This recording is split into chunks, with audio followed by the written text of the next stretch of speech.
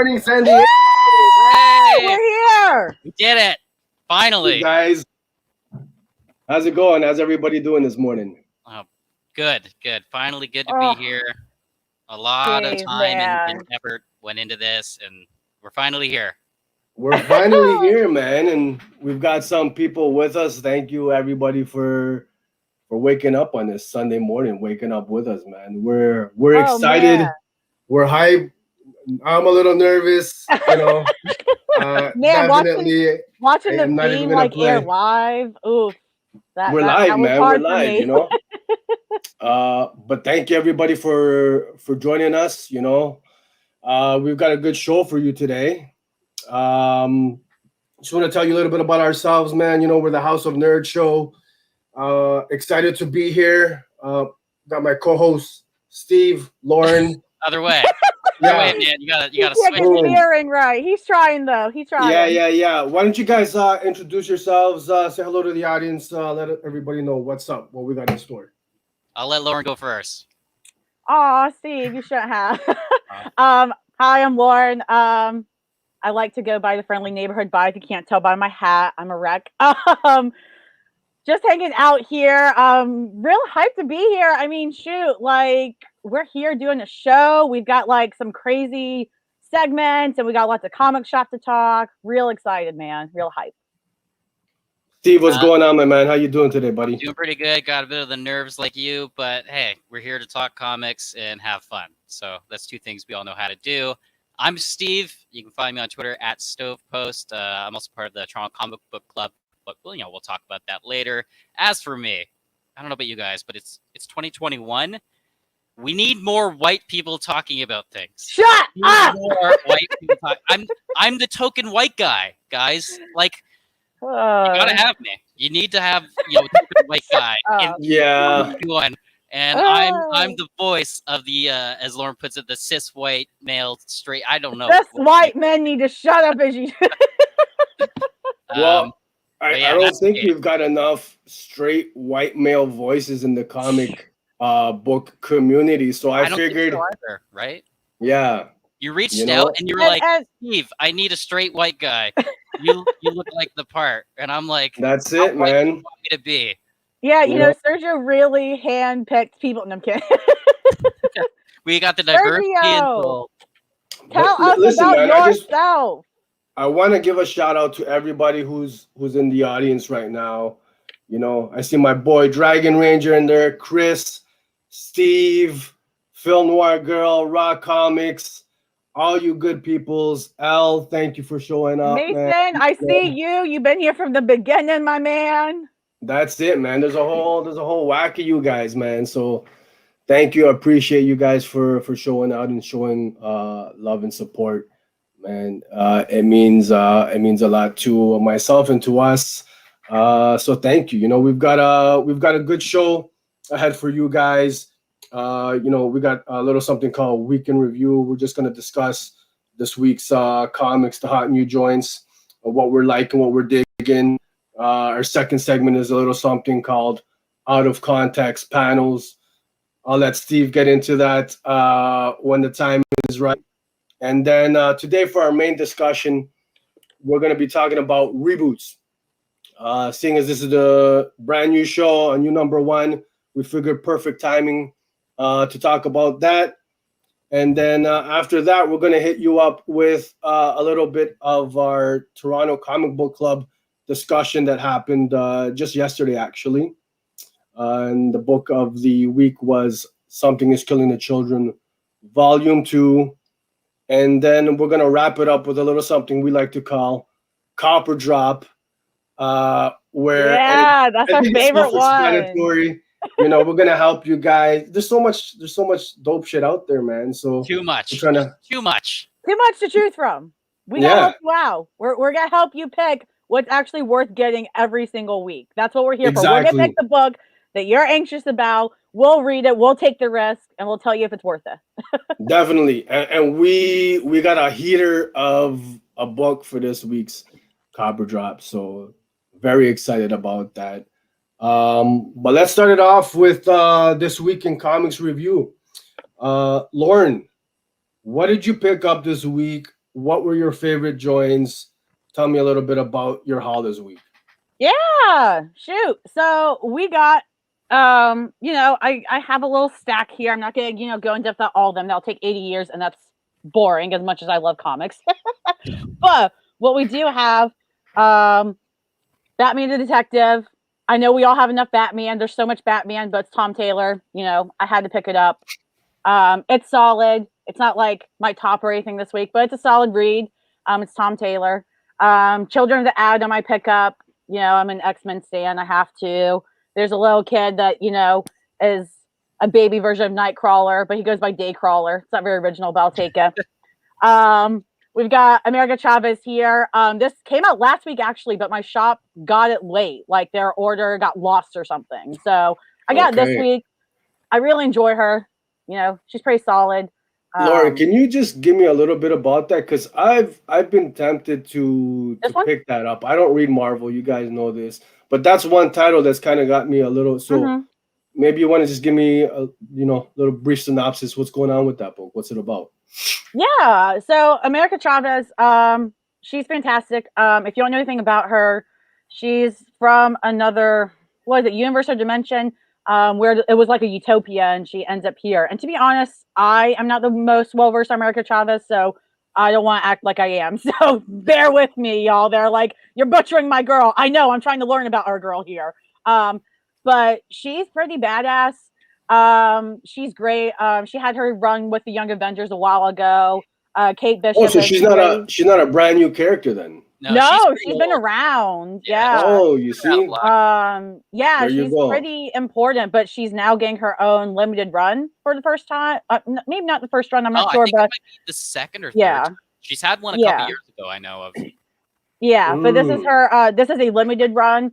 Honestly, I'd love for her to get her own ongoing. Like, I want more women leading books, and she's great. Like, she's not a shit character. She's a well-rounded character that happens to be a woman. I'll take it. Like, absolutely. But it's pretty cool. And her powers are interesting. And I mean, I'm a sucker for the teens that are mature enough that I can still relate to as a 25-year-old. Like they're not 15-year-olds that I can't relate to anymore. Like, she's a young adult, and and her backstory is cool.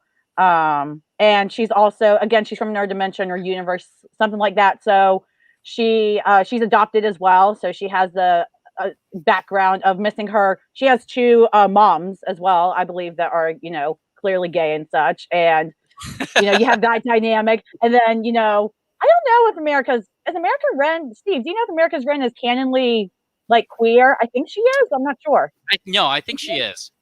Okay, that's what I thought. I want to make sure because I want to say it, and then somebody be like, "No, we don't have her yet." I'm like, then again, if we're wrong, the comments are gonna kick in saying, "Hey, you guys effed up."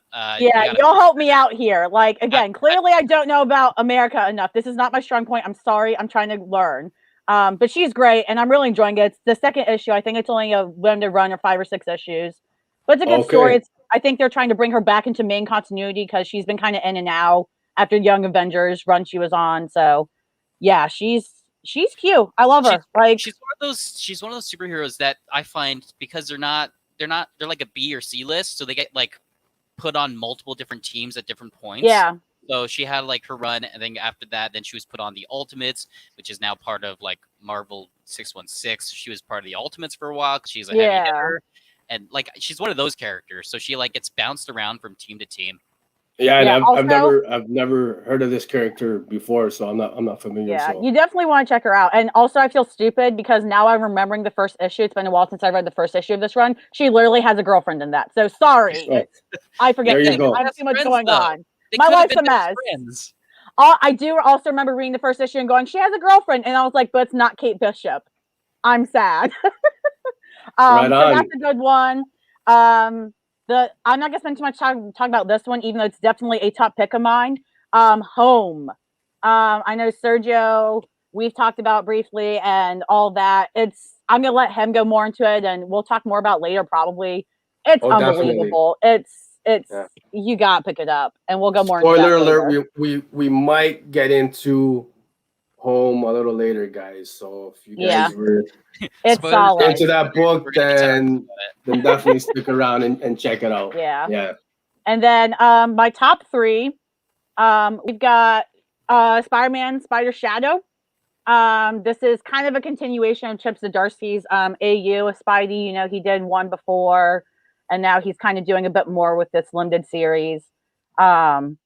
It's just fun. You know, I'm not gonna say like this is like the biggest storytelling or the most original narrative, but it doesn't need to be. It's still fun. The art is fantastic, obviously. The action is great. It's cool seeing Peter Parker react to having the symbiote, and that's not a spoiler because that's the whole premise of this whole thing. He still has Venom, like it's a what It's if. like an Elseworlds, right? Yeah, it's a what if. You know, I mean, at the end of this comic, Chip Zdarsky put a letter in there talking about how Marvel is now letting them do what if stories, but make them more than one issue. Like in the 70s, they did the what ifs, and they were only a single issue. Now they get to flesh out stories, so these can actually be even better. You know, it's just a lot of fun. And you know, I had to pick limited pictures here because if I put any more, it'd be too spoilerly. The ending hits really hard in this issue for me. If you're a Peter Parker stan and you love your boy and you hate seeing him hurt, man, wait till you see this and wait till how he reacts. Reminds me of after, what was that run? After, was that during Civil War or after Civil War? He got the black suit again.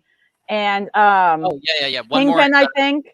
Yeah, Kingpin one moment had in time. That's around the time when Aunt May got, and then they did the whole stove. Yeah, and he loses it. I mean, he literally goes to prison and beats the heck out of Kingpin, like bare fists. He doesn't even do it as Spider-Man, and he just, I mean, it was brutal. I love seeing this side of Peter Parker. I love other characters' personalities being explored. It's great. And you're saying this is like a one-shot, self-contained Elseworlds type story? It's a limited run AU, yeah. Okay. Yeah. Well, you can't go wrong with Black Suit Spidey, so I mean, yeah, you really pretty can't. cool. I love seeing characters that are like all nice all the time actually get angry and actually have to deal with that emotion. Question, sure. Lord, question. Mhm. Does he dance in this? He's got the black suit. Does he dance? No spoilers! No spoilers! Yeah, that's spoiler territory there, Steve. Come on now. Yeah. There you go. My next pick after that, it's an indie. So, you know, we like to give our love to indies, and I read a lot more than I thought I would before. It's called The Autumnal. The Autumnal is really freaking cool. Actually, people on Twitter recommended it to me when I asked for indie recommendations. I got like so many recommendations, but The Autumnal was very, very loudly, you know, told to me to read, and it's a current run as well. So a new issue came out this week, and I mean, the horror elements are really kicking in this issue, y'all, and I love it. I mean, there's pages where they make leaves look like blood to me. Like, I don't know how they did that, because you can tell they're leaves, but it's just the coolest thing. This line's been really good in terms of, you know, the earlier issues were really big on character development, setting the environment up, all this stuff. Good for just, you know, general build up thriller stuff, and now the horror and the action's really kicking in. The ending to this really solidifies that next issue is gonna be a oh shit episode. Like, it's gonna be crazy. I really enjoy this, and I'm so glad people recommended it to me because now it's in my pull list, as you can see. So I didn't just read it to review it and drop it. Like, it's actually good enough I had to put it on my pull list. So I picked up the first issue of this, and I dropped it off after one issue because I felt like the story was like something that I had seen like a million times before, you know? Man, you gotta try it again. You gotta try it again. Apparently, because I'm reading like nothing but great reviews about this book, so I'm tempted to try it out again, pick up the you know, all those issues and see what it's about, because like I haven't read one bad thing about this title. So yeah, maybe... I mean, I read the first 5 issues as a binge, so I think that helped because it does start off kind of slow the first 3 issues in terms of, again, it's building just character background, it's building the environment. So it's a little slow to start, but by issue 3, I mean, it starts picking up. So if you hang in there, it might be worth a try again. Dragon Ranger is saying it starts slow, but it's really picked up since about Yep, he's right. He's right, man. Yes. There you go. Nice. I will say the artwork, that was the one thing that had me kind of debating whether to keep it or not. The art's sick, man. So yeah, I might have to I might have to rethink that one for sure. So, Lauren, what's your top pick then? So this was hard because again, so Home is one of my top picks. So don't think I don't care about Home, guys. I have talked it up left and right, but because we wanted to talk about that later. I'm going to be a little bit of a predictable stand here and go with Daredevil. I mean, come on, there's a reason people are talking about Daredevil so much. This run's amazing, and I will say half the reason is because of her. It's because of Miss Electra as Daredevil. I mean, if you disagree with that, I don't know why you're here because it's her. She's amazing. She's doing great as Daredevil. It's cool to see her play a different role, but still be herself. Like, it's not like she's acting like something she's not. So it's cool to see her. Yeah. So Lauren, for this book, just to kind of get my head around it, is it just Elektra focused, or is Matt Murdock still in it? Oh no, it's not all Elektra. I mean, Okay, I'd be so it's fine like with a it, but we do still care about Mr. Matt Murdock. We do care about him, and he is very much still in it. His plot line is still going. I don't know how much to say without being spoilery for people that haven't read the line yet. But Matt Murdock's in it. There's a reason Elektra's Daredevil. There's a reason Matt Murdock isn't out there being up thugs himself. Yeah, I mean, shit, Daredevil is so great, man. I mean, I heard people talking about this before, and I was just like, okay, whatever. And I picked it up. Absolutely worth it. I mean, I haven't even read the beginning of this line, and I'm suckered in. Like, they got me in one issue. Right when like Elektra started to kind of take over. Yep, I was that person that said, "Oh, suddenly I'm interested. Look at her, I'm bi." But it was worth it, not just because of her, but the story's good. It's intense. Mr. Murdock is going through it, and I couldn't really post pics of him from it because it is spoilerly. So all you get is her and pics. Sorry, Murdock stands. I promise I don't hate him. We love our Matt Murdock too, but yeah, it's just so good, man. I can't say too much about spoilers. I assume this is Daredevil here, right? Like, yes, that's Mr. Murdock. Yep. All right, so your top pick of the week, Lauren, Daredevil. I mean, you can't go wrong. Zdarsky, comic book legend, my boy from Toronto. So lots of love for him. Steve, man, what's your haul looking like this week, buddy? Oh, man. Well, all my Marvel pulls that I have, the Spider-Man, the X-Men. Those are my pulls. You're a Marvel fan. That's it. We need all Marvel. You have 2 Marvel. So the problem with that is it became one of those weeks where I had nothing. Nothing came in for me. Spider-Man comes in next week. Some of the X-Men stuff I have is coming in next week. I had one of those no pull list weeks. So I'm like, okay, I got time to check some back issues of stuff like that. And this is, my week in review. And for my week in review, I added the new Nightwing by Tom Taylor to my pull list because I've heard such great things. So good. So so good. At this point, I'm now kind of playing catch up because I want to kind of know what's been going on with his life. So I'm reading all the Nightwing volumes leading up to when Tom Taylor takes over. So right now, from Rebirth on? Exactly, yeah, Rebirth on. So I've read Volume 1, Volume 2. I finished Volume 3 this week. We'll be starting Volume 4. So I've just, I want to talk a bit about this because I've heard negative things with regards to the Nightwing run. So far from what I'm reading, it's pretty strong. It gets him finally into Bloodhaven. It gets him feeling more like Nightwing. Don't worry, I know about the bullet. I know about what happens to him. So I'm preparing myself. We don't talk about it. I like to forget it. I'm preparing myself for the next I don't know how many issues of Rick with a C.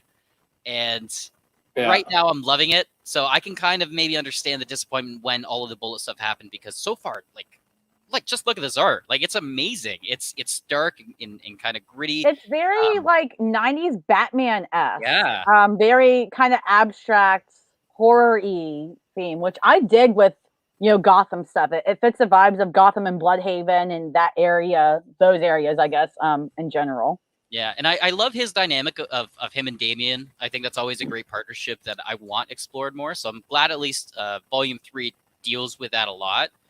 Because of Damian's loneliness and the fact that Nightwing is now no longer living in Gotham and all of that. It's really great.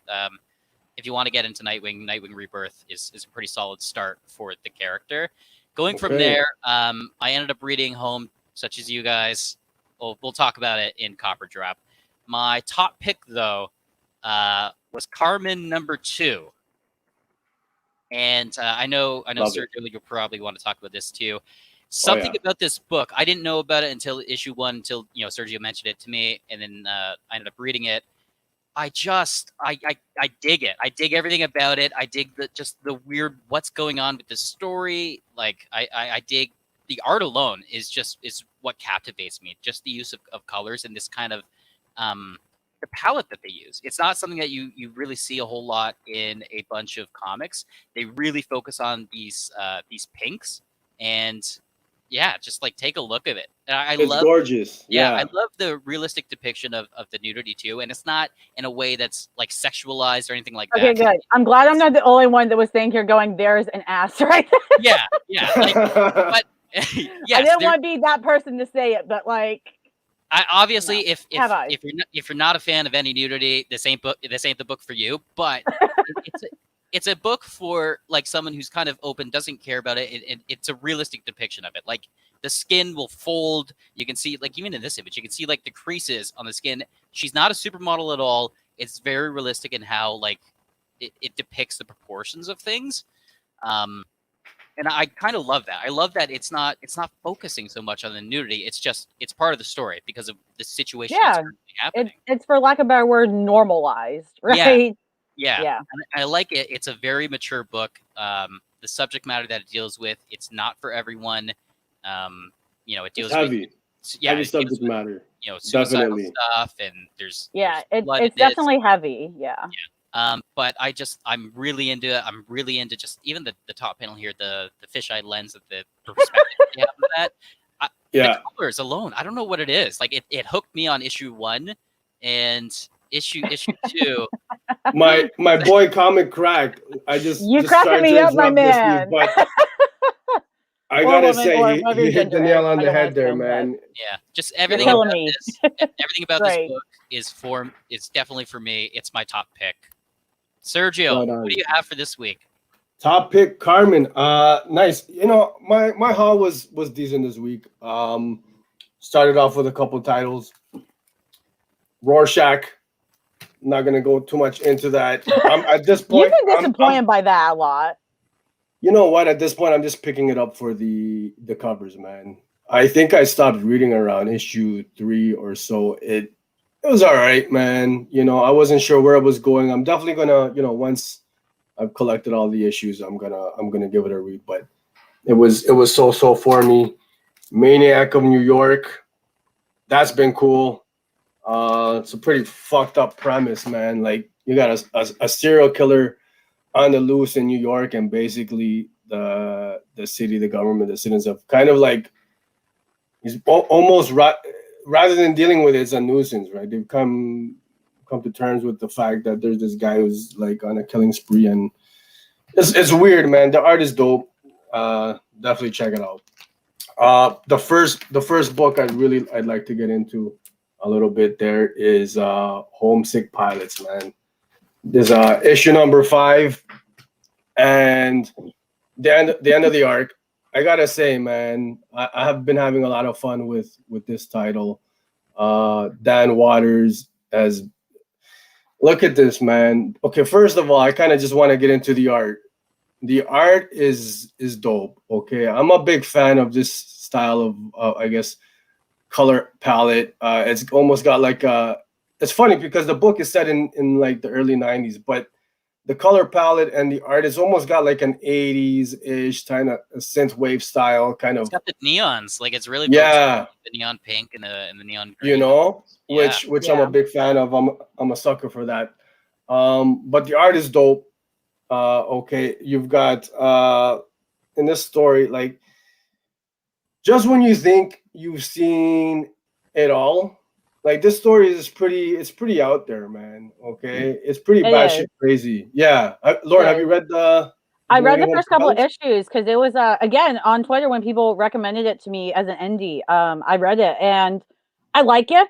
I again the art, especially in the colors. I mean, I'm a sucker for neons. I mean, look at my bi-colors. Like, Yeah, I enjoy the colors of my six. I love it, man. No, but seriously, like the art is phenomenal. The colors are great. Honestly, the story doesn't always hit for me plot wise. But it's a great story, and I get why people love it so much, including the plot. it misses for me a little bit in the plot. I'm also not the biggest ghost fan though, and it deals a lot with ghosts. Yeah, But it's so it's a well done. So I kooky can't book, say man. bad things about it because it's good. Yeah, It's legit yeah, good, you know? So yeah. it's a solid read, and I see why you like it. Like, again, I love looking at it. Like, Yeah. it's fantastic. The best way I can describe it is it's kooky, man. This specifically issue 5, it just gets crazier and crazier, and I just kind of found myself like just kind of shaking my head at the wackiness in here, So in a good way. yeah, It's a fun. Yeah, Chris, definitely pick it up, bro. I recommend it. It's fun. It's probably better in trade format, honestly. You know how some stories are really good single issue, but some are way better in trade? I feel like this will be better as a trade. Not that it's bad single issue, like it's not bad. I feel storytelling wise, but I think it'll be more succinct and complete that way. It's a good, for me, it's a good palate cleanser. It's a little not that it's lighthearted. There's some I guess you could say heavier themes in there, but it's a bit of a crazy read. It's fun. I definitely recommend that to anybody who's kind of on the fence about that. Next up on my poll, Night Hunters. I've heard things about it. Yeah. I haven't picked it up, but I have heard things. So that's issue 3, and transparency. I've only read issue 1. I'm still waiting on my issue 2's copies to arrive. But man, this Night Hunters, after one issue, is one of my favorite books out right now. If you're into like cyberpunk kind of dystopian future type stories, this is definitely for you. The art is fucking insane. I love it, man. From the 80s, like straight up, like yeah. It looks like I'm reading Old Watchmen or something like The Killing Joke. It's got. It looks like. I mean, it looks like I'm watching an old sci-fi movie, which is a good thing. Blade I know we Runner. talk trash about 80s sci-fi movies, but like, there's something we all love about them too, right? Yeah, if you're a fan of like Blade Runner, that style of film, it's got that sci-fi feel to it. Sergio, which publisher publishes Night Hunter? Floating World Comics. Okay. Yeah. Never heard of them before. Yeah, little independent publisher. Yeah. For whatever reason, these books they're all low print run, a little harder to get. Not very many shops carry them. But if you guys can get your hands on Night Hunters, man, I recommend it 10 times out of 10 to anybody who's into the cyberpunk dystopian future style stories. It's about a police state, heavy-handed police state, Venezuelan future. It's crazy, man. The art style is right up my alley. He's by the artist of the name of Alexis Zarit, who's Venezuelan. So shout out to my Latino people out there. I love it, man. Check it out. And Steve, you were saying it's got that older look to it. Even the paper stock, the colors got that old pulpy kind of. You've got neon colors here, but they're like muted. They're not bright. Yeah. If that makes sense. So yeah, check it out, guys. I love it. I love it. I love it, man. I can't say enough good things about that title. And then Carmen. Again, Steve touched on this. I'm the only one missing out. I'm the odd one out. That's fine. I said my piece. I love it. Yeah. Well, Lauren, listen, we read issue 1 together a few weeks ago, man. So you have no excuses for not reading issue 2. We talked about it. Yeah. I told you why it wasn't my favorite. Now again, this is not me trashing it. So you'll know when I trash things, guys. This is not me trashing it. I respect this for what it is. It was. There you go. It wasn't my favorite. It wasn't my thing. For the audience, we all did read issue 1 together when it came out, I guess. Yeah. And me and Steve can't get enough of this book. Lauren seems to be a little lukewarm on it, which is okay. But Sergio, it's not your top pick, right? It's not my top pick. It is not my top pick. Guys, my top pick, Home. Supported. This is the book Supported. That should be on everybody's required reading list, man. Everybody's required to read this. Literally everybody. Read definitely. I've been raving about this book basically since they announced it, man. I was lucky enough to get an advanced copy and check it out, and I love it, man. This is easily my top book of the week. I think it's gonna end up being one of the better series for the whole year. But we'll save a little bit more thoughts on that later in the Copper Drop segment. But for now, we're gonna get into our second segment, which we like to call Out of Context Panel. Steve, why don't you tell the audience a little bit more about what this is about? Yeah, so as comic readers, usually when we're reading a series, we'll see a panel and we'll look at it and we'll say, oh, it's a bit weird, but thank God I have the context of what preceded it to know how things are. But what if you were just, you just saw the panel by itself? What if you saw it, out of context? Well, that changes everything. That changes the way you perceive the characters. That changes the way you perceive, that whole entire panel. The context matters, and this segment is a little bit of a jokey segment, where we kind Steve, of. I'm excited to see how you're going to torture my brain today. I'm very excited. I love it. This is one of my favorite segments because let's see what you've got, bud. Yeah, because Sergio and Lauren do not know the 5 images. Nope, I literally. You're gonna hurt me. We're in the dark. We're in the dark, so we don't know what Steve is gonna pull out. So if there's a few moments of just silence and at a loss for words, apologies in advance because I love this segment. This is all new to us. Yeah. All right, this Steve, is well, hit shock me. and jokes. This is not a serious segment, so we're just gonna rip on some of the stuff. We're talking comics, and as you talk comics, you got to start with Superman, right? So there's always a way. Superman just taking off his shirt. You got to start with Superman. Okay, my first thought is he's going on a bro date with Aquaman, right? He's just ready to jump into the water. No. My first thought is you're showing me Sergio. This is what Sergio always thinks. Why am I not nude right this second? Well, I think I had a Twitter pull up earlier this morning about whether to come in my birthday suit or not. You guys overwhelmingly voted for me to come in the nude, which just proves my point. There's a lot of horny people out there, man. Yeah. Why aren't you rocking the Superman bodge? Show it off. Man, it's a little nippy out there today, guys. It's we're up in Toronto. It's still springtime. It's cold. But listen, my initial thoughts is Friday was International Horny Day. So my boy Superman is every day. Fuck, I'm celebrating swapping. Never mind. Yeah. So with this, as we know, with Superman, there's always a way. You just got to take your shirt off. You just got to take. You know what? As a bisexual, I agree. 100% agree. I think Superman's on the line that he needs to destigmatize the dong. We need to see more penises. We need to see more nudity. Superman. Man, he's taking his shirt off. Steve, I think you're the horny one here. What the hell? Just a little bit. you gotta free the nips, man. Free the Superman nips. Moving on. I've got panel 2 for you. Let's get this. I gotta try to read that. Damn baby in the face. You know what? You're right.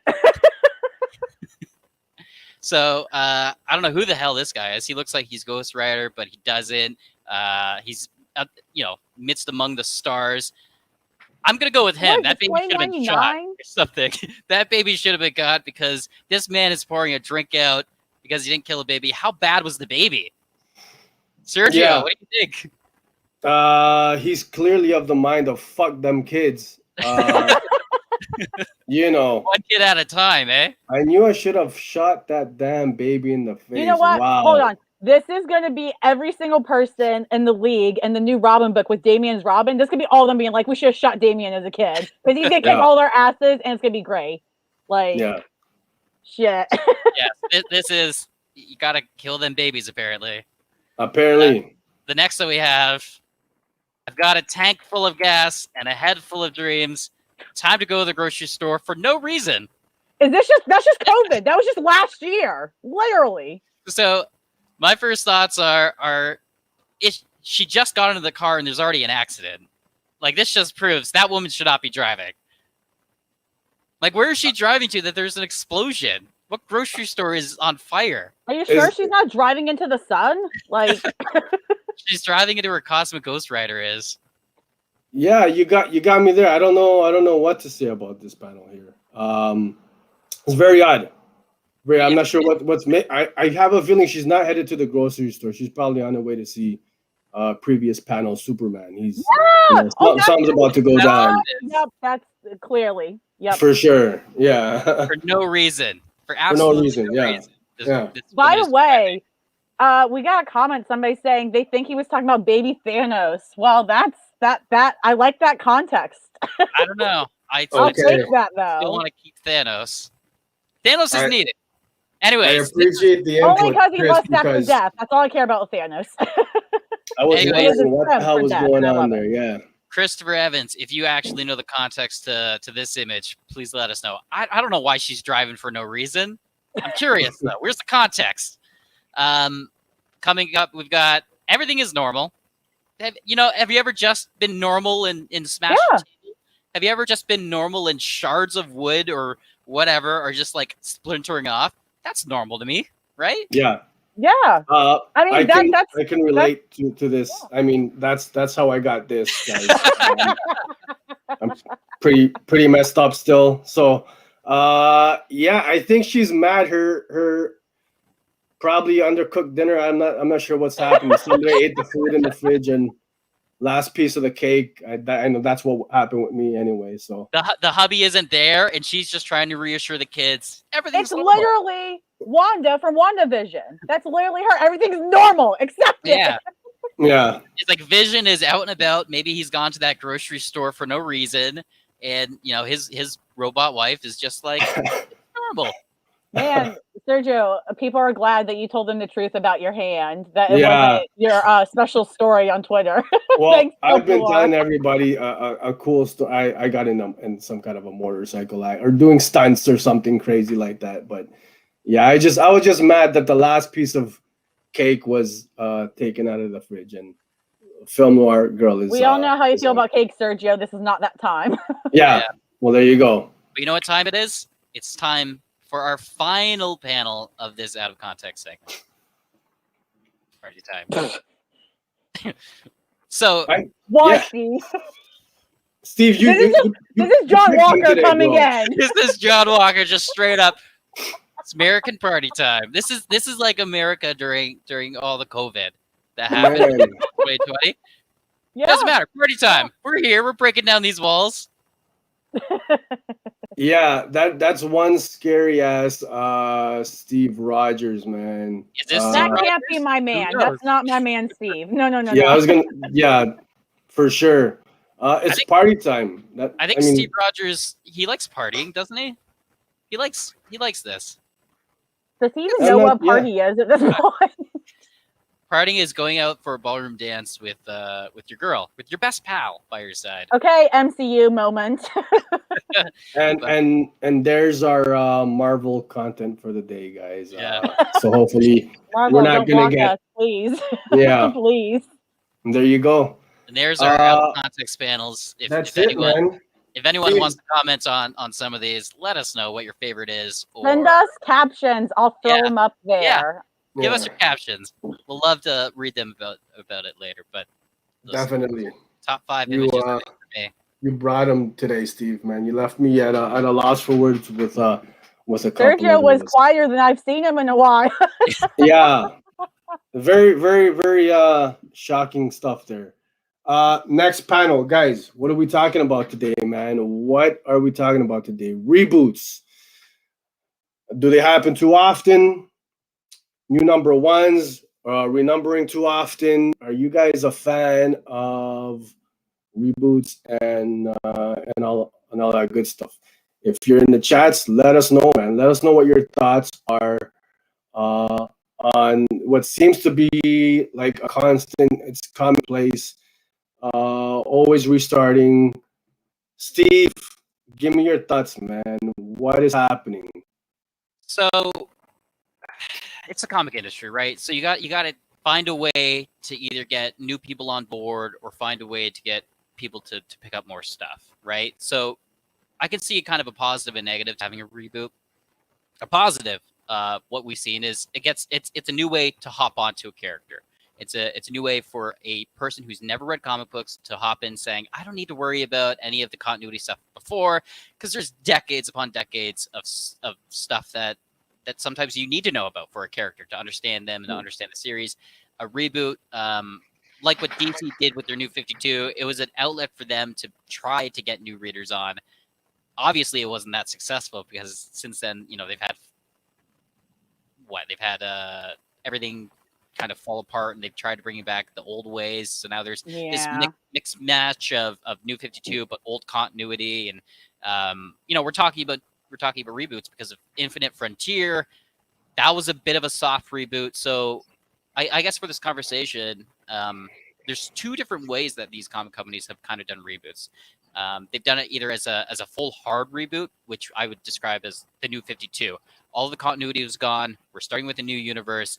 It has zero, history. We're building it from the ground up. All these characters have a fresh start. You don't need to read anything else before. It's just, all of New 52. And then on the other side of the fence, you have what Marvel keeps doing, because they kind of shy away from the whole reboot stuff. They do what I would describe as soft reboots. We saw that with Jonathan Hickman's Secret Wars in 2015. We kind of see that with the X-Men with Hickman. Again, Jonathan Hickman, he's like the Marvel guy right now. What he's doing with the X-Men feels sort of like a soft reboot as well. It's taking the continuity, keeping it. The continuity's still there, but it's not as relevant, and it's an easier way to hop on to these new number ones, and it gives, again, Marvel a reason to print that number one, because they found when they can have that number one on the issue, prices soar. So it just feels like a business way to get more number ones out, but also kind of keep things fresh, because for those who want continuity, it's still there. For those who don't, you have a way to start with these kind of soft reboots.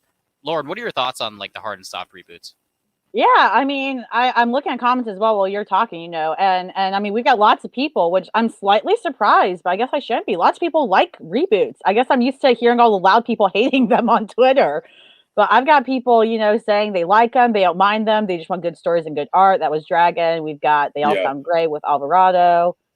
It sounds like people don't mind them as long as it's quality, right? And honestly, at this point, in terms of being a fan and just wanting good content, I have to agree with that stuff. Like, I just want quality content. But the problem is everybody has a different thought of what quality content is. So what I consider quality may not be the same as what Steve considers quality, or Sergio. We all want different things, right? We agree on a lot of things, but we also might feel different. So that's what's hard, again, is they always are trying to please as many fans as they can. Which majority do they listen to? How many can they get on? Christopher here is saying, and I also agree with this, reboots are helpful, but sometimes they do more harm than good. And that's also valid. I mean, look at DC, for example, right? They reboot all the time, literally all the time. It's always a hard reboot. And if you look at them, again, like you said, Steve, their sales and stuff they're struggling still to figure out what to do with their comics. They're struggling to figure out what to do with their film industry. I mean, DC and Warner, it's just a mess. Yeah, but they also have a history of doing that. Like Crisis on Infinite Earths way back when was a way to kind of meld together these universes to create, Earth Prime, so they could have kind of a new continuity of things. Like DC, they do not shy away from just throwing the nuke in there and just blowing everything up. But again, how often is too much? Yeah. Again, Marvel. Steve, I think me, Marvel. Oh, go ahead, Serge. Sorry. Yeah. I was just gonna say I don't think it's that bad that often on the DC side. I mean, they had New 52 was what, 2012, right?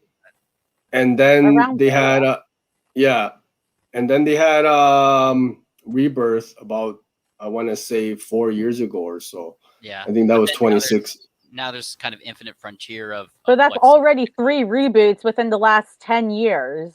Whereas Marvel, Secret Wars is the only actual reboot I can think of for the entire universe, right? Yeah. And then that's also the thing. What do you reboot? Do you do the entire universe, or do you just do little things like now Marvel is going to be doing Heroes Reborn, which basically just reboots like the X-Men kind of area of things. They're not touching X-Men. X-Men is still their own thing. Avengers. But they're...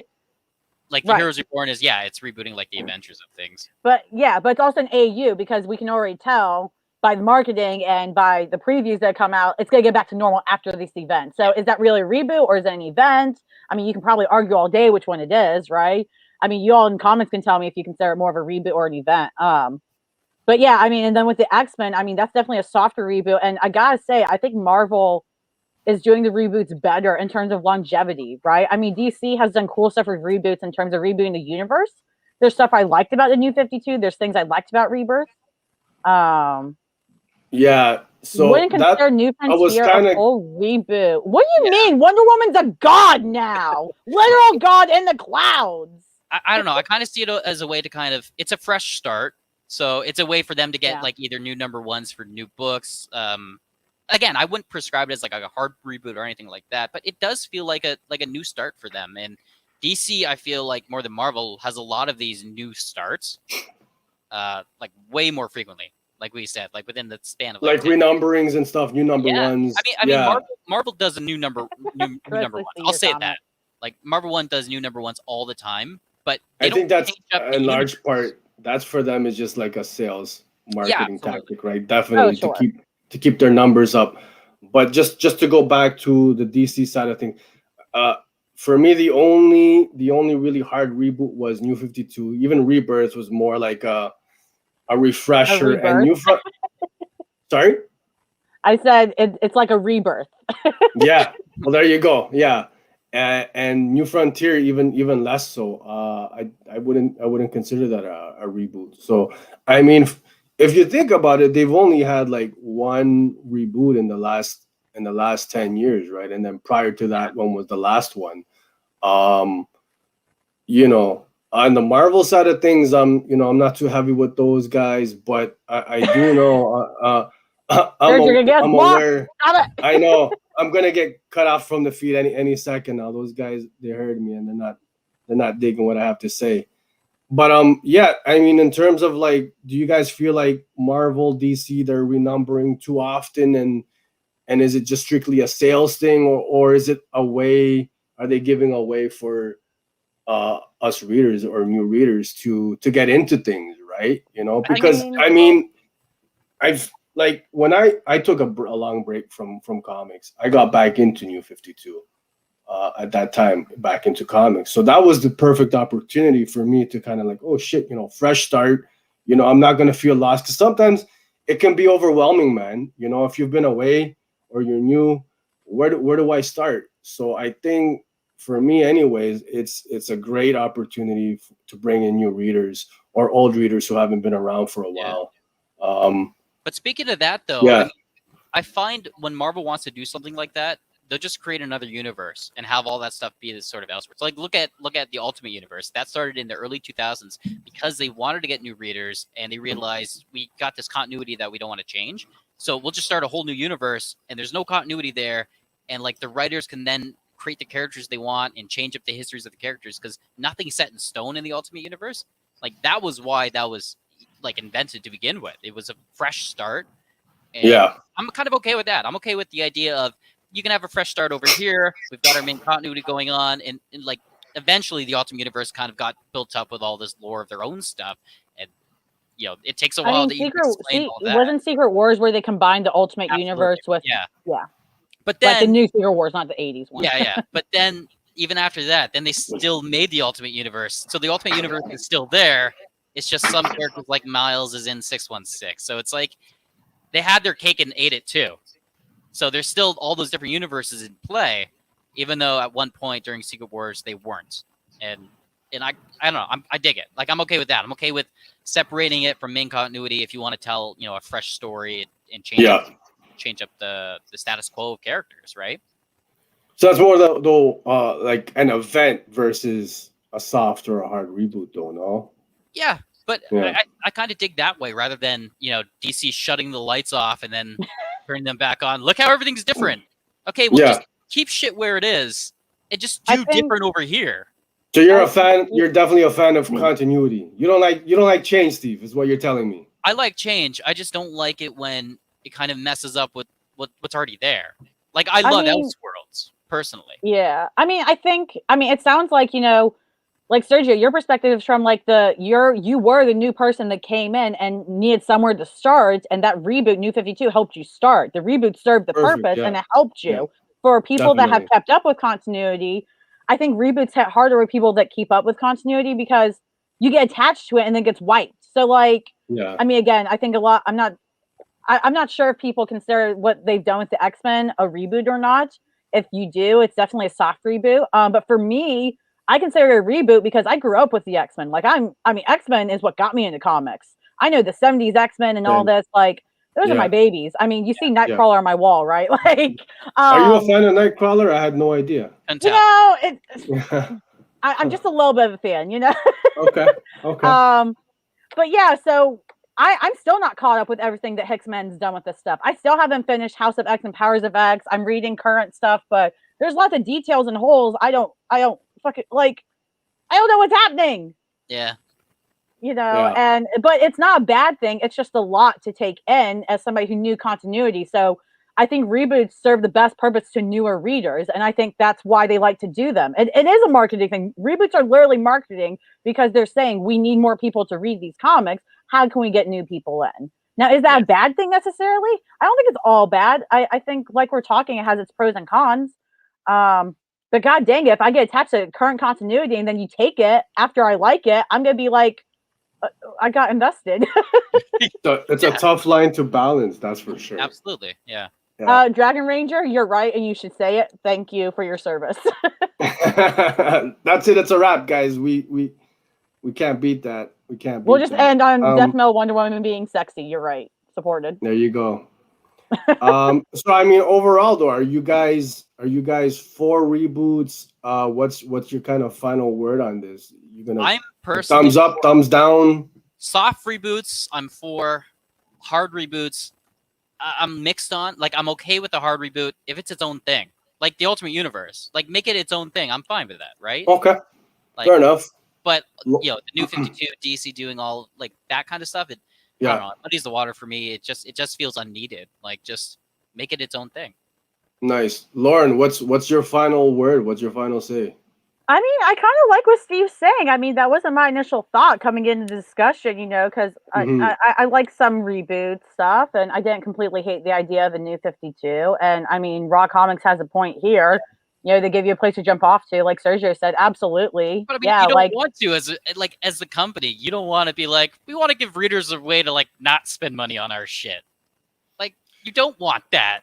No, but you do, because that way it's to get new readers in. The old readers are. That's the thing too. With reboots, they have to balance is, okay, how can we get new readers in, but also somehow keep our old readers without pissing them off, right? Pissing us off, pissing you off, Steve. You know, how do they do that? But I mean, I think I'm kind of with you. Like, I mean, I love AUs. Like, I think alternate universes are my favorite. Like, I'm loving all the extra stories, especially like, so DC's Black Label, obviously not Rebirth or anything, but for the example of AUs, I mean, they do all kinds of AUs with that. And I love AUs. I love being able to just go into another world where there can be real stakes. You know, they don't have to go, oh, this is current Batman run. We can't kill Batman. No, we can have a line where we kill Batman in this AU because it's an AU. So, you know, Batman stands there current won't actually get upset, which is valid. Batman stands, you're valid, I promise. But like, I think AUs. that's why, you know, these Elseworld stuff, you know, the DC Black Label books, they're so popular, man. You know, you're able to do a little bit more than you normally can in like the main continuity, right? So, and I mean, you know, after all this time, I mean, because I think Reboot started initially because, you know, they want to get new readers in, right? We've talked about, but then also these characters some of them have been around for 80 years. Yeah. I mean, like Batman and Superman. Like, how do you keep doing these characters in new ways? And some people don't want new ways. Some people would love to read the same story over and over, just details change. But a lot of us actually do want something different too, right? And you have to keep interest. It's like drama shows. You have to have drama on the show because otherwise we get bored. We can't just see happy all the time as much as we claim we all want happiness, right? We're human. But like, I think AUs are a great way to go. And I'm loving, you know, seeing, you know, DC especially do AU stuff. I think Marvel's done a couple AU stuff.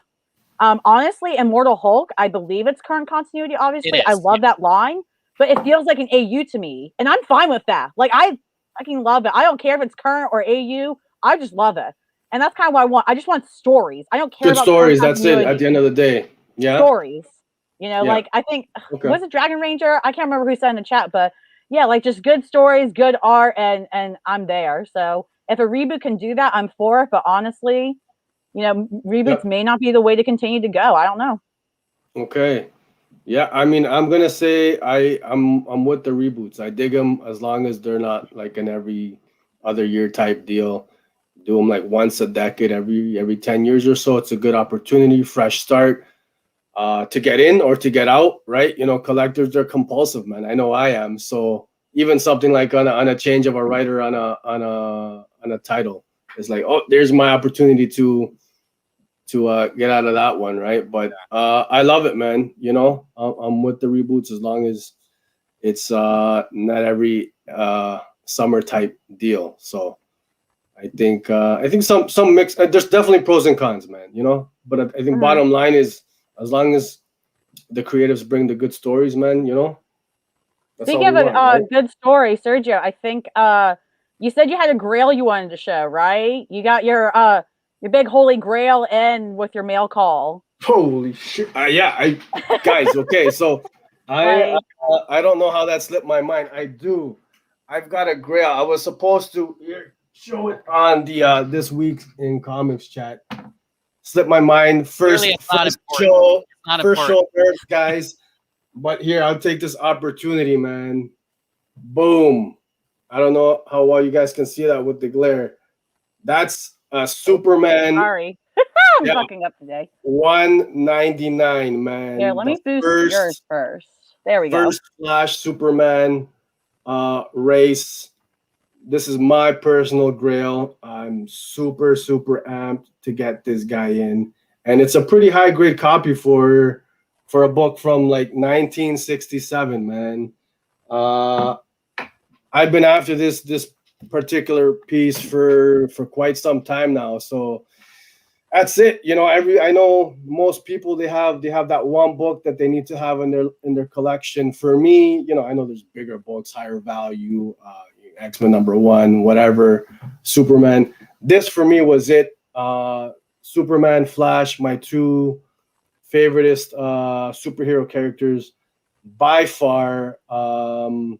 They're like top tier for me. So to finally have this in my hands, super super super hype, and it goes, it's a nice complementary piece with my statue there, so I had to cop it. I had to complete the set. But yeah, man, like so excited. I think that's it for the kind of high value purchases for books for a while. That I setup know. you've got there, like, is freaking gorgeous. Like, that's just awesome. You've laid Yeah, that out thank you, very man. nicely. I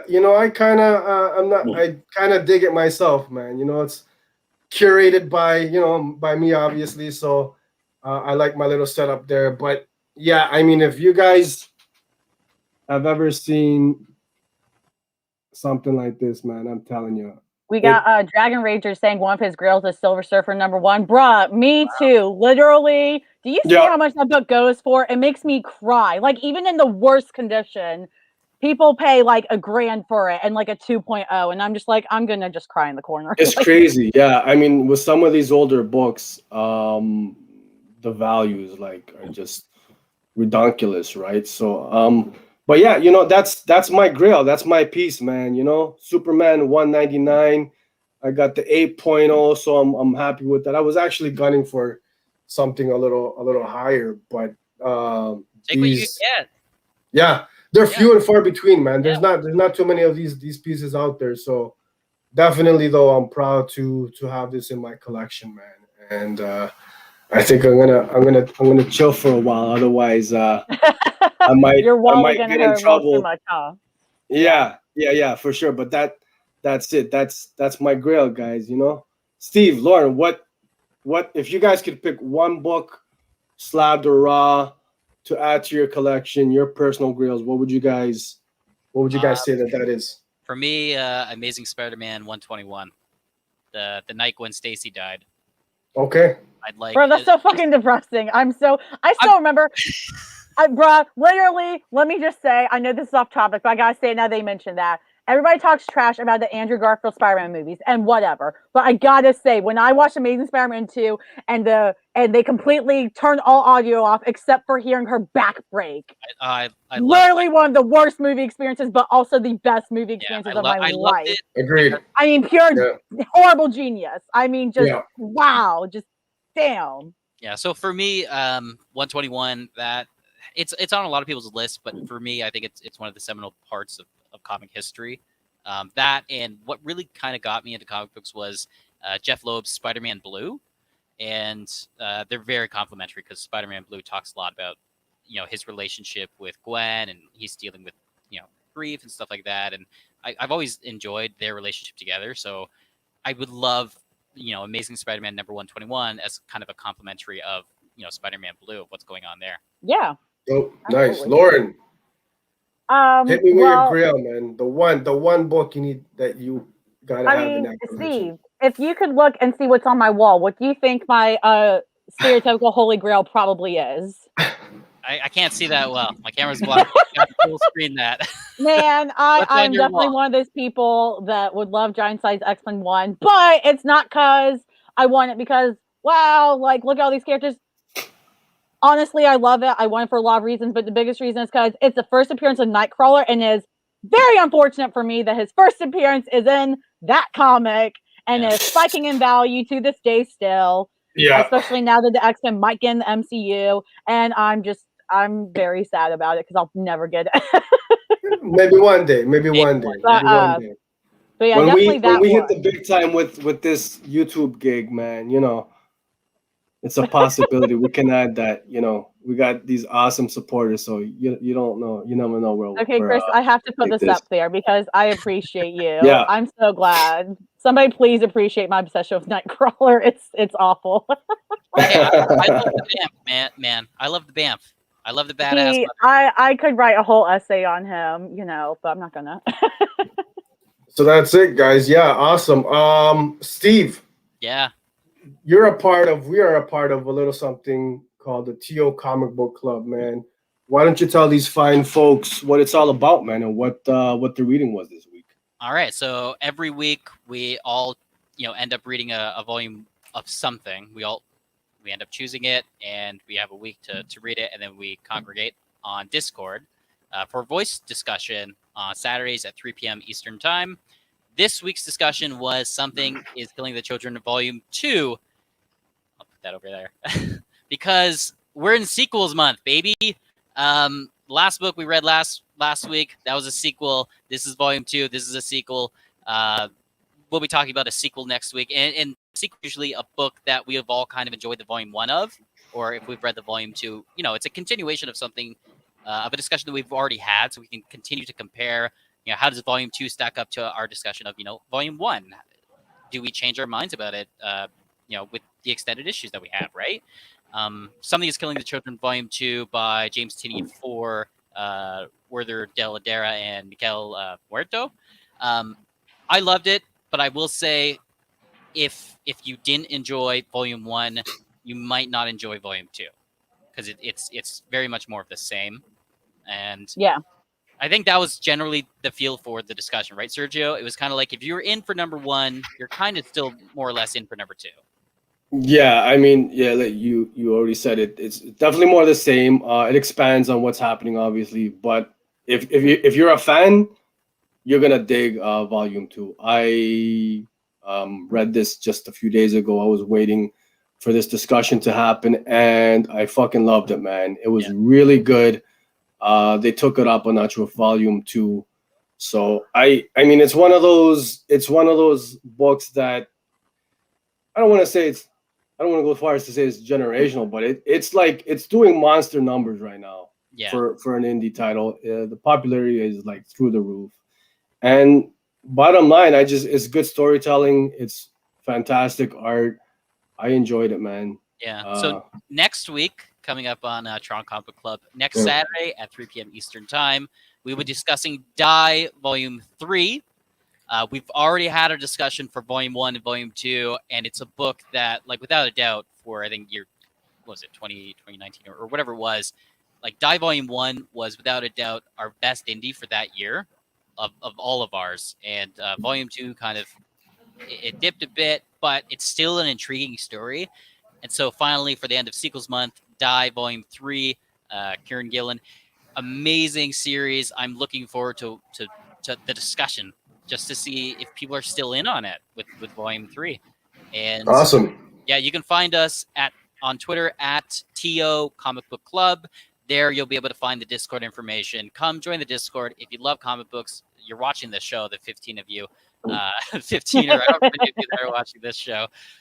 If you're already watching this show, it clearly you enjoy comic books. If you don't know what to read, read the book that we're all reading, and then join us for the voice discussion and, talk about what you like, what you dislike. Talk about the color. Talk about the font. I need more font people. Where are you font people at? Let's discuss the font. I can attest to the fact that Steve needs more font fans. That's when I dipped yesterday. He started talking about fonts, and I took off for lickety split, man. So, but Geo Comic Book Club, man, you don't have to be from Toronto. Worldwide, baby. We got members from all over the world. Definitely, I'm the only one it's a good time. of us in America, so I'm in it. I haven't been in the discussion, but I'll get there, Steve. It's on my agenda. There's people. Lauren, We got Way and Wine. We have people from Ireland. We have people from Peru. We've got a lot of Americans, Canadians as well. People from like Toronto. Due to the pandemic, we've kind of made it online and we've made it global, and I kind of appreciate a lot for that aspect of it, being able to just, you don't have to worry about transit, you don't have to worry about being late. It's just you've got your phone or your tablet or desktop or whatever, and a microphone. That's all you need. Yeah. Lauren, we're waiting for you to. I hate it here. No, I'll show up. It's gonna happen. I work retail. I had to make Sunday mornings work. Saturdays are harder, but I'm working on it. I definitely want to come Philadelphia Volume 2, right? Eventually, absolutely, we will when it comes out. So I'm be sure there there's for a lot of ahead of time, fans. though, so it can make it work. Yeah, and a lot of the picks that we do, we try to maintain for them to be easily accessible. A lot of them are available on Hoopla. Get a library card, okay? Wherever you are, get a library card, because you have no idea that your library may already have a deal going on with Hoopla, and you could be reading these and supporting the creators and supporting your library. And Love it. It doesn't cost you, right? Like, get a library card, check out Hoopla, go to Twitter at TO Comic Book Club, and join the discussion. And we're gonna have all the important links in the description of the video. We'll add them if they're not already there. Yeah, I'll put TO Comic Book Club. Hope to see you guys there. Definitely. Dragon Ranger, you right. Let's go. I have my shirt today. You can't see it, but I got okay, on. Nice. I'm all ready. Right. Are we showing off tees? Because I got, I had to rep my boy. There you Flash, go. I got to rep my black. I love it, man. Black on black, baby. Supported. All right, Serge, what we got next? My personal favorite segment, something that we call Copper Drop. Copper Drop. It's pretty straightforward, man. We're going to discuss a book of the week. We're going to give you our thoughts, whether it's something that you guys should be picking up or not picking up. Copper or dropping. Straightforward, yeah? Yeah. Yep. Okay. What was our book of the week? I don't know, man. Book of the week. I think we decided, again, we couldn't do it live because it's our first episode, so we did this one behind the scenes. And, Serge was very vocal about us reading a book. He was shouting from the rooftops. He was threatening to be naked while he yelled at us, and none of us wanted that. Boom. So we copped home this week to see how it would go. Yeah. Amazing. I loved it. Steve. Yeah. Give us your thoughts, man. What did you enjoy it? Did you not? My thoughts are, I liked it, but I feel like there's two different themes going on, and they kind of clash each other.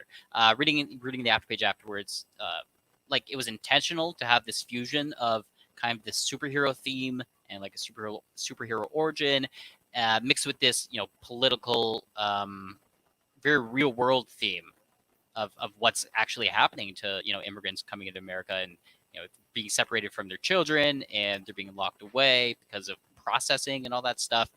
And for me personally, I find that the fusion of those two, for me, it wasn't so much as a fusion as much of a clash as it was.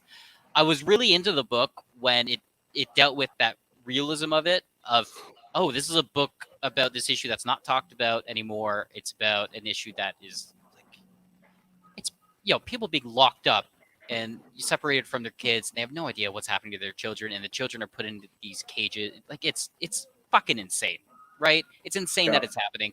So I was really into that aspect of the book.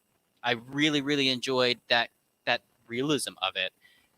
But then came the superpower, and I'm like, I don't think that works for me. Like, I'm into the realism, I'm into that, but having it also kind of mesh in this superhero origin where there's powers and stuff like that, I'm like, it's not doing it for me. See, I'm going to heavily disagree with you. I was reading it, and I remember, Sergio, I messaged you privately because you had told me to read it, so I wanted to tell you first because I got an early preview as well. I reviewed for the Wednesday poll list on their site, so I was lucky enough to get a copy. And I read it, and I was reading the realism, and then the end, I was just like, God, there's no hope left. It's awful, just like real life, And then the end, you get that element, and I don't think it's too much of a spoiler because it's advertised by Image. Yeah, like Image I think we're safe to talk about. But, I think it's. Oh my God, man! When you see that power kicking, I mean, it was like a movie to me where they take away all your hope, in this narrative, and then they build you back up with that one moment, and the audience goes, "Holy shit! Like, let's go! We have new hope!" Like, yeah, you're rooting for that kid, and so for me, again, I am clearly not, an immigrant, like not even a European one. I was born here and such, and I'm white. So I want to hear Sergio's thoughts on it, because when I read it, I was just like, to me, that was such a powerful moment. And I mean, if I wasn't white and that was representation for me, I can only imagine how that might have empowered me to feel, holy shit, this kid has superpowers. Holy shit. Like he might actually be able to do something about this. It's absolutely amazing. Lauren's got fans already. What up? Oh my God. She got the fans. She got the fans. But seriously, like, it was so, that moment for me was powerful. So where did it hit for you, Steve? For me, I think it did exactly what it was supposed to do, which was to empower the audience to go, heck yeah, we have someone to root for. All hope isn't completely lost. Because even though we want a realistic telling of what's happening in real life, it's also a story, and it seems like they want to give some hope where they can. I can't speak for the writers or artists, but it seemed like it, and I like it. It worked for me, man. I loved it. Like, I liked the escape. I liked him. Like, I'm intrigued to see how he is on his own and stuff like that. But I just wish it was a better way than Powers. Like, to me, at least, I was into that realism of it. And adding in the Powers, to me, it makes it a tonally different book. But like I said, it feels like there's two clashing tones. And for me, I was in the one tone. And then as soon as you add, the Powers to it, that completely changes what the book is to me. And that aspect, that additional aspect, kind of just. But why can't superheroes be realistic? Like, totally, they're not real, but who cares? I want them to be real. I was into the story because it was, real. I'm not as into it because I'm reading so many superhero stories as is. I've read other books where it's more of a real take to it, and I enjoy those so much. And so for me, that fusion just wasn't there. Sergio, this was your top pick, really. Yeah, so absolutely, man. I've been looking forward to talking about this one. For me, I'm gonna say that ending, it damn near had me jumping out of my seat. I kid you not. I was fist pumping the air. I was excited. I was hopeful. For I believe his name's Juan, right? So it's because the book it's a heavy story, right? It touches on, or it's about the Latin American immigrant experience, right? And what's happening. Should be probably more. It should be in the news a lot more than it is, right? You got families being separated at the border. And it's illegally under the Biden administration, and it hasn't changed. It hasn't changed. Conditions are still horrible. Like, not just because there's a Democrat in there, guys. Come on now. So this is not an issue that was just with the previous administration down in the States for my US people. Yo, shout out Comic Burrito. Yeah, buddies in the chats. Thank you for stopping by. But this is something that should be talked about a lot more than it is, right? Yeah. So the fact that Julio Anta, the writer, uh, is creating a story like this, it's much needed in comics, right?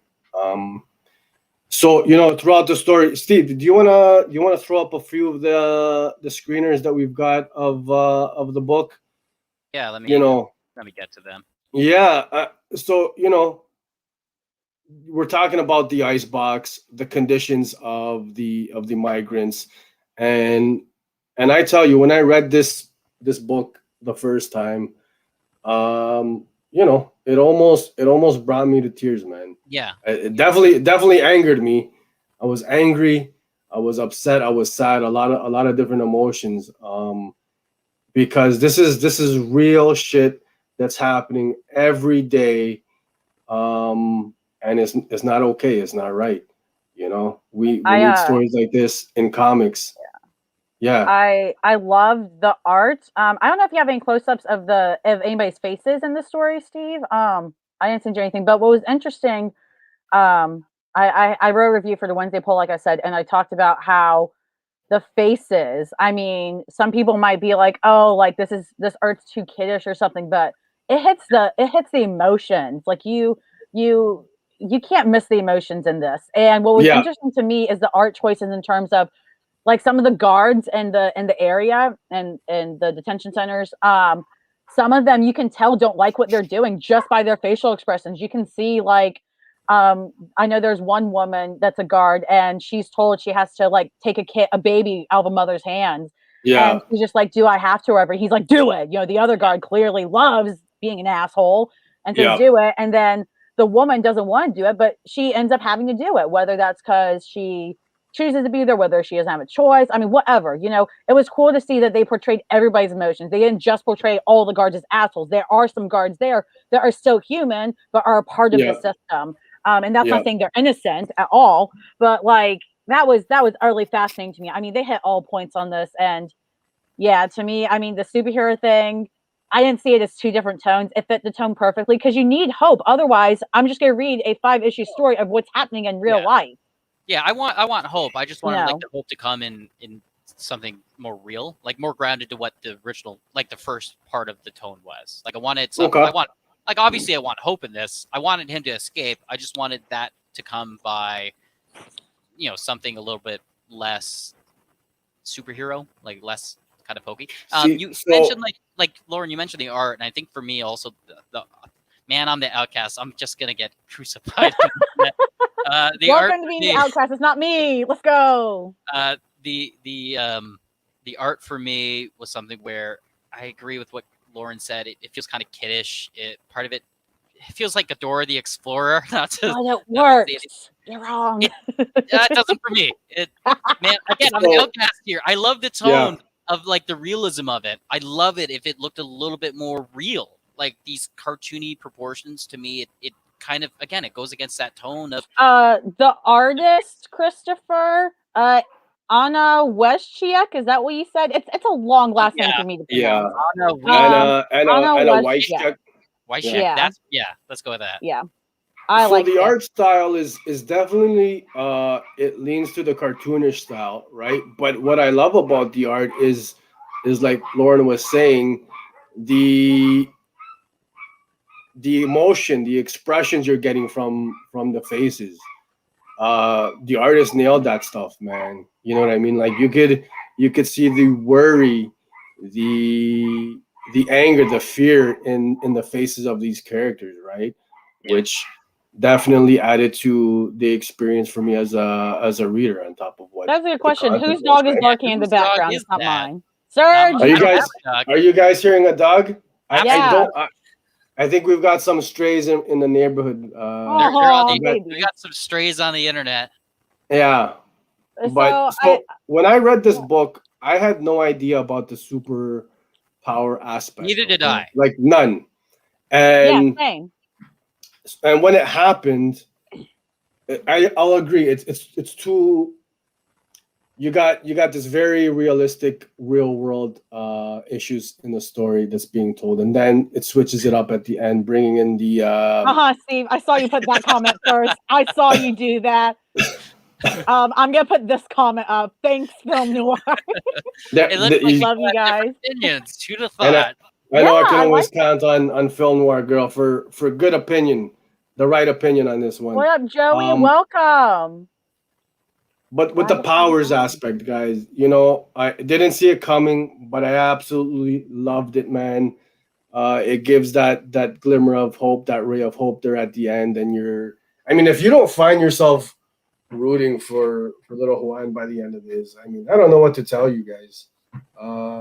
I was like I said, damn near jumped out of my seat. So I love it. I can't say enough about the creative team on this one. You got Julio Anta, the writer, and Wyshek, the artist, colored by Brian Valenza, and the letter Hassan Utsami, who's done like a bunch. He's working on I Breed the Body as well, who's like dope. If you guys have seen this guy's lettering game, it's like unreal. But if you haven't already picked it, which it seems like a lot of guys have picked this up already, it's definitely, again, I'll say it again, required reading. So my Sergio, top book. Yeah. I mean, do we need to take an official vote? I think yeah. Let's put it on the record for just we go back and review the episodes. Who's got who's right, who's wrong. I don't want to put it like that, but you know what I'm saying. Lauren, what is your vote, man? What are we telling the people? Are we copping or dropping this book? I mean, I copped it and I don't regret it. So cop it if you were wary about it or you heard about it but couldn't pick it up for a reason. Cop it. It's worth it. All right. Steve, even what are you saying, buddy? Yeah. I want Lauren to finish what she's saying. Oh, go ahead. Yeah. Oh, I was just gonna say, even if you're like Steve and the art isn't your favorite or anything, I think it's still an important story that needs to be supported and told. And unfortunately, we have to support it through financial means when we can. Again, we can't always. But even just picking up the first issue of Home, even if the art isn't your favorite or whatever, it tells Image Comics and other comic, publishers, hey, these are stories that need to be told. So I think it's important to pick up as well. But I also love it, so pick it up. Couldn't have said it better myself, Lauren. Steve, what are your thoughts, buddy? Final word. I put in a lot of thoughts. I like getting a lot of negativity in terms of like how I feel the clashing of the tones are. Man, this is a hard one to say cop or drop on because I agree with all those points. It's a story that you should definitely read. So I think for that sake, I'd say cop it, but cop the first one. I'd say if we're talking about copying the second or third, see how you feel about after the first one. For me, I'm not gonna cop the second one. I feel like the tone that they've been introduced at the end goes against what I enjoyed of the book, and so I think for that reason, I'm not gonna continue reading issue 2 or issue 3. I'd say volume or issue 1 definitely read it because it's like we said, it's a real issue. It's something that definitely needs to be have a wider audience know about. And I like the realism in the beginning of it, so I'm gonna say pop it. But I'm not feeling the ending. I'm not feeling it. Didn't. All right, so I'm a little confused here, buddy. What is it? Is it a cop or a drop for you, bro? For what? For this issue? Yes, pick a word. Cop or drop. Yeah. It'll be on the record, Steve. For this issue, cop it. Yeah. All right. For this issue, cop it. And a note to the audience: I've never seen Steve so conflicted about a book, which is kind of cool, kind of surprising. It had me, and then it lost me, which is it's such a weird thing for a book to do. Fair enough, Steve. Hey, listen, not everybody can have fantastic taste, so I mean, it is what it is, buddy. I think it's gonna come as no surprise to you guys. Cop Home #1, cop the whole series. It's an important story, an important message. It needs to be read, seen, and heard. I love it. I can't find it. It's probably my first 10 out of 10 of the year, to be honest. Fantastic. Loved it. Pick it up if you guys have the opportunity to do so. It's sold out. It's going to a second printing, so I think it's resonating with the folks. Definitely, cop it, man. I think the final word from the House of Nerd, man. Our first official copper drop. We're going thumbs up. Home number one. Yep. Grab Cop it. it. That's it. Yeah. So Cop the second portion of this copper drop segment, before we get out of here, guys, we're gonna vote on what book we're gonna be reading for next week's discussion. Yes. My amazing co-hosts Lauren and Steve have picked a book each, and I'm gonna be the deciding factor for this week. We'll see where we go, and then maybe the audience, can chime in and give your thoughts and help me out here. I have no idea what they're bringing to the table, so let's go for it. Steve, Yep. what do you got, buddy? All right. I know we all kind of enjoy supernatural-esque things. The book that I think we should read is called The Many Deaths of Leila Damn Starr. it, Steve, you had to pick an Indy. You know he loves Indies. I know he loves Indy. So it's published by Boom Studios. And it's Ram V, so I like it. Damn it, Steve. It's Ram V with Felipe Andrade. And so the brief summary that I've got from this is essentially that society has reached a point where they're right up on the cusp of immortality for everyone. And death at this point, that's no good for death. And death ends up becoming this early 20-year-old female sent down to Earth essentially to live a mortal life. So we've got death, an immortal female life, kind of going against that whole immortalization of what's happening in the society. And it's a clash of things like that, of seeing death, personified as a human. Is death going to try to sway things to I got fucked over from the start.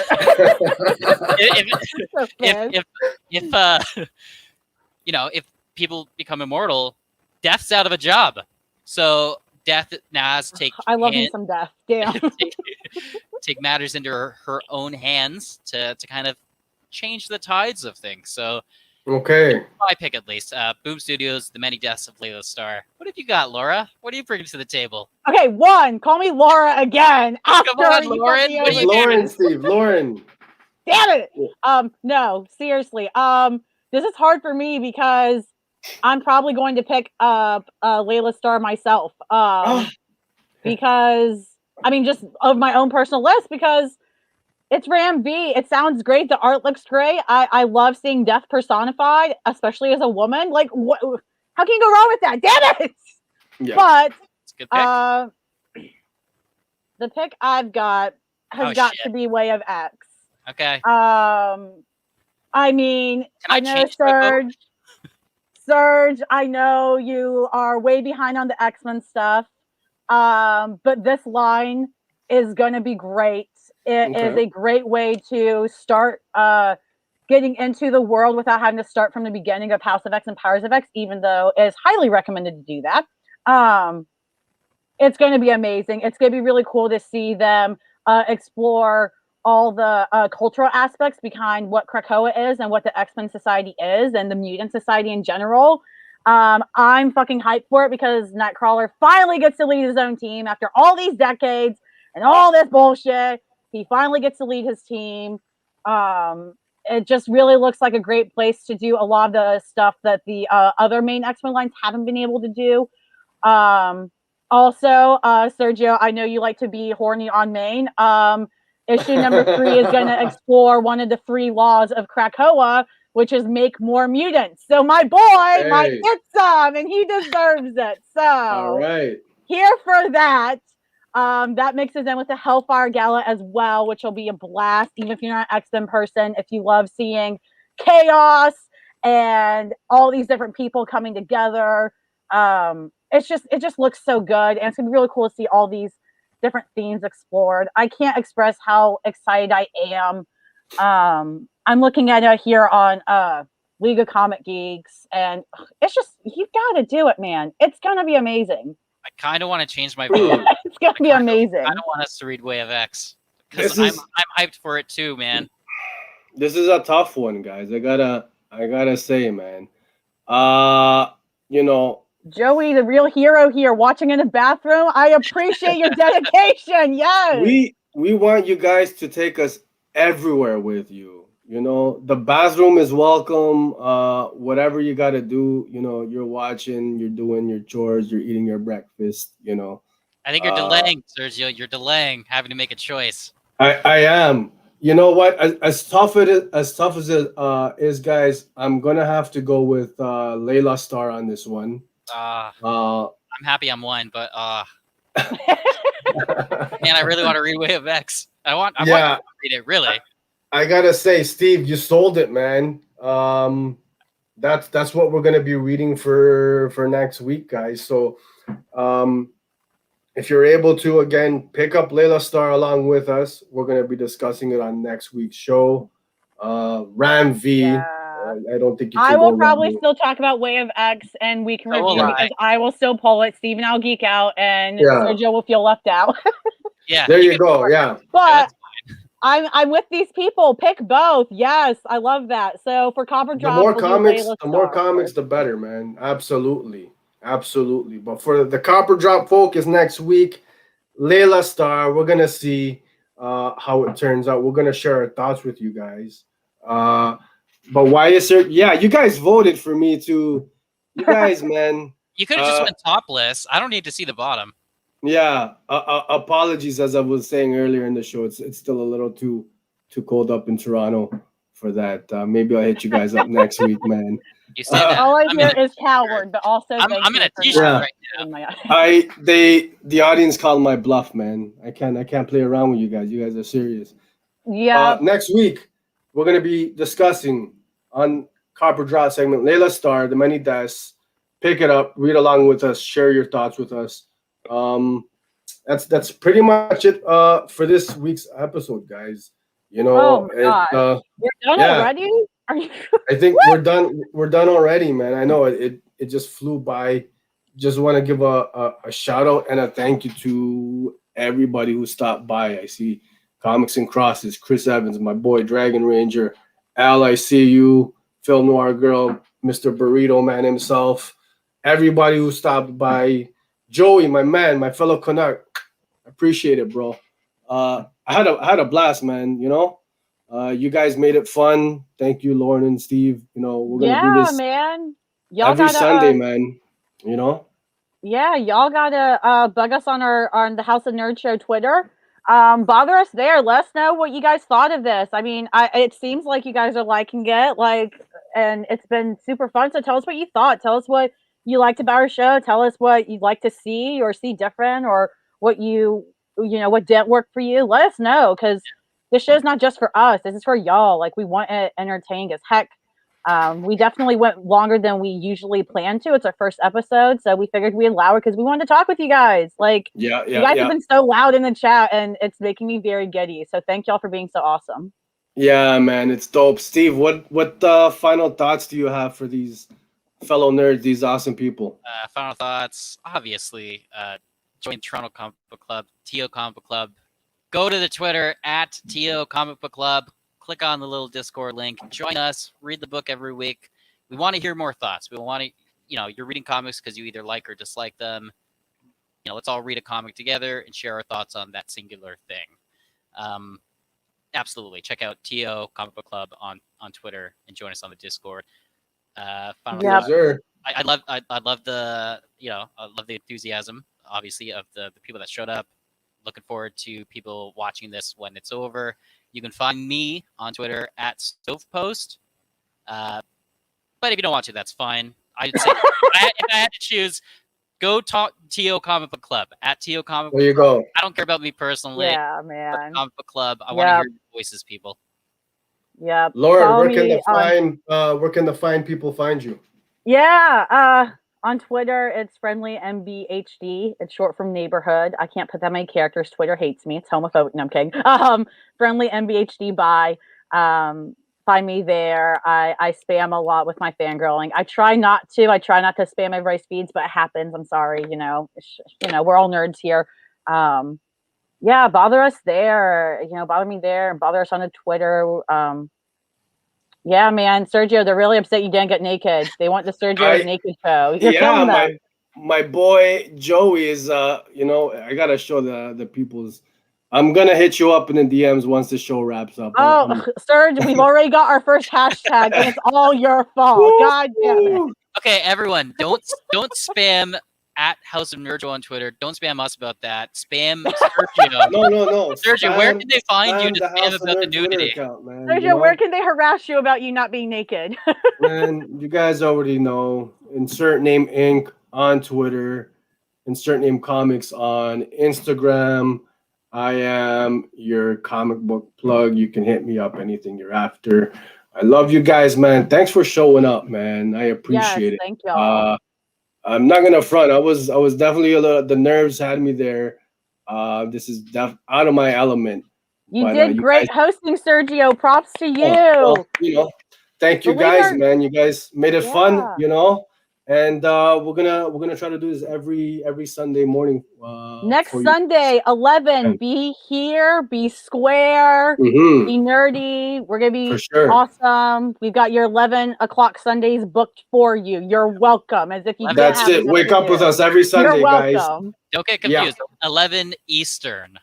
Yes, 11 Eastern, 11 a.m. Whatever works for the people. Sunday mornings, guys. All right. It's been a good one. We'll see y'all next week. Yeah. Yes. All right.